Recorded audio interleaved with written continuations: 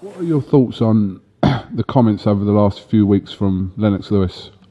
To be honest, I don't see them, but what I hear is he don't really have much positive stuff to say. If you know Lennox Lewis, it's not malicious. But the younger generation, a lot of times, they take critique like it's an attack.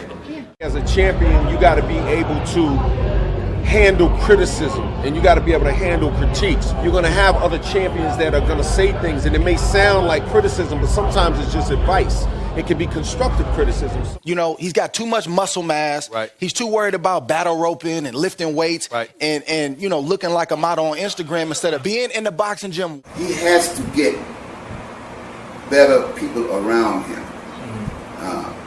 He needs better training. Well, I know George Foreman put his name out there, so he needs somebody of that caliber to talk to. And George for me helped my career just by commentating on my fights, because I listened to him.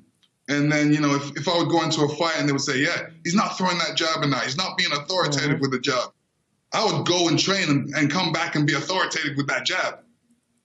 Because that's what George said. He knows, he's been there.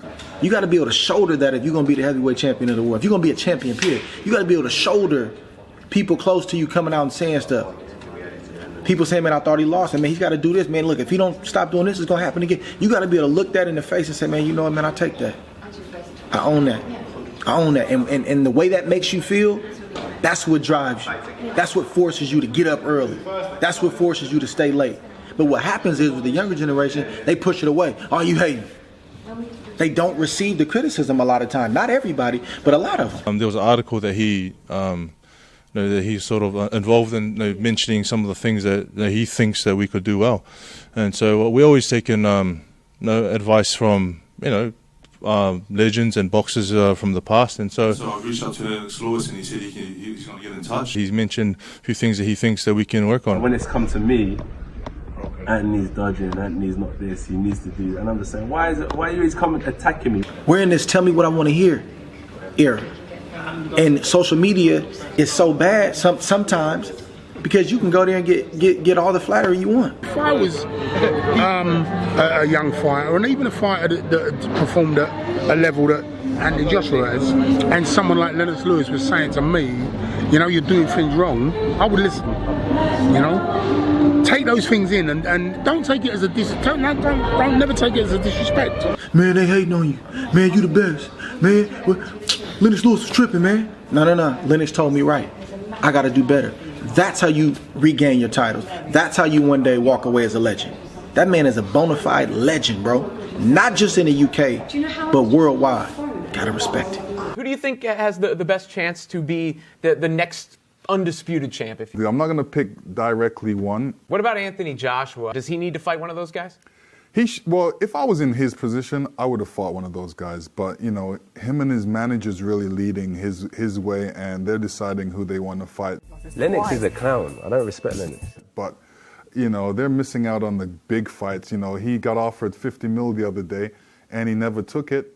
And, Tyson Fury really answered that call and took the fight. My advice was, let's leave it 2 years.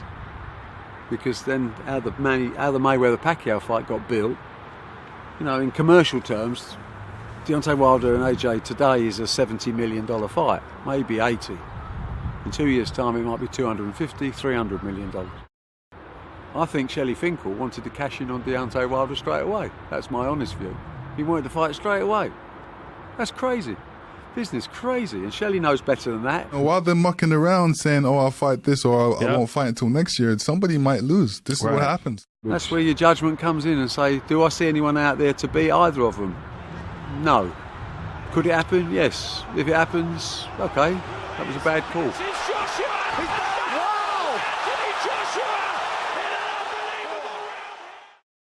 Lennox is a clown. I don't respect Lennox. I'm not taking it anywhere because these things are set out of stress. He's got an agenda. He's employed by the PBC. No, Lewis don't really reach out. Lewis has never reached out.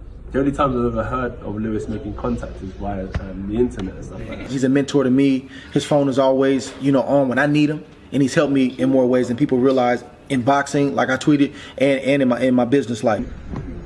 I just talk about how I want to appreciate the younger generation when I'm done with boxing and sit back and appreciate talent and negotiation issues that some of these guys go through, because I know they're going to go through it as well. But I just feel like when it's come to me, it's kind of different. I remember Lennox Lewis coming over to the house. We were all sitting down, and you know, he said, my dad told him, you know, I don't want him fighting. I don't want him fighting. I don't want him to get hurt. And Lennox said, that's like a parent telling their child they can't drive because they don't want them to crash. It just doesn't work like that. You gotta let them find out for themselves. You gotta let them walk their own path. And soon after that, I was in the gym. Created a firestorm over there in the UK. Why in specific do you think he's a clown? Lennox is a clown. Lennox Lewis ain't no clown. I don't respect Lennox. Lennox Lewis heavyweight champion of the world. Lennox Lewis is a good fighter. He was smarter. I tell you what, you call Lennox Lewis a clown. He's a clown because Lennox Lewis was smart to go get him some help. But Lennox Lewis realized he was in trouble. He got knocked out by Otto McCall. He turned around and hired Otto McCall's trainer. He made that change. He made that change, and he went on to become a great fighter. But this kid here is going right back into the same thing. He ain't make no change. He's going right back in the same thing. So Lennox Lewis ain't no clown. Definitely is no clown. So forget about that. Why have Lennox Lewis and Emmanuel Stewart responded to each other? I felt that he needed a real good, strong person that he could respect because he's a strong-minded individual himself. And a normal, weak person would not be able to handle it next to him because he's very, very strong-minded, very opinionated. That if he respects someone else, it makes a big difference. Stewart, who had been in Oliver McCall's corner the night Lewis lost his title to McCall, didn't wait to begin criticizing his new pupil. At that stage, you know, he was a very still emotionally not completely stable person. You know, his last fight he had lost. He's too conservative and too intelligent and too analytical in the ring. It's like a chess game in a sense, and it's a game where you have to use your strategy. And in some situations, he will become more aggressive, and then on another night, the real true Lennox will dominate, and he will become more conservative, even in situations when it's not even necessary. And that is what has stopped him from becoming the fighter that he is capable of being. I pinpointed his biggest weakness was his balance and his stiffness.